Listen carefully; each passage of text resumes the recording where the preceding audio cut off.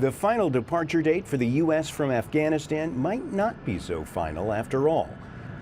By the end of Tuesday, President Joe Biden is expected to decide whether to unilaterally extend the August 31st deadline for the U.S. to withdraw from Afghanistan.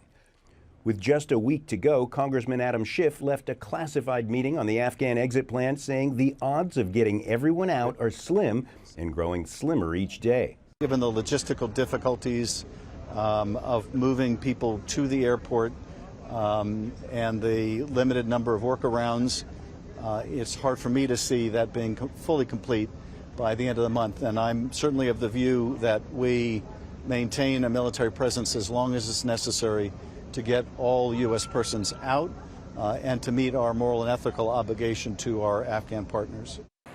Afghanistan's new Taliban leaders say extending that deadline is a red line the U.S. crosses at its own peril. Then President Donald Trump negotiated the deadline with the Taliban in exchange for a promise that U.S. troops would not be attacked until then. We are well aware of the stated desire by the Taliban to have this mission completed by the 31st of August.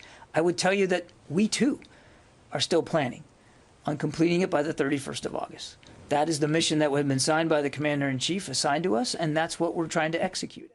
Some White House advisors are reportedly advising Biden not to change the timeline, fearing an end to the ceasefire pact with the Taliban. Since the Taliban seized control in Kabul on August 15th, the U.S. has evacuated 37,000 U.S. citizens, allies, and Afghan special immigrant visa holders. The White House says it will leave no American behind.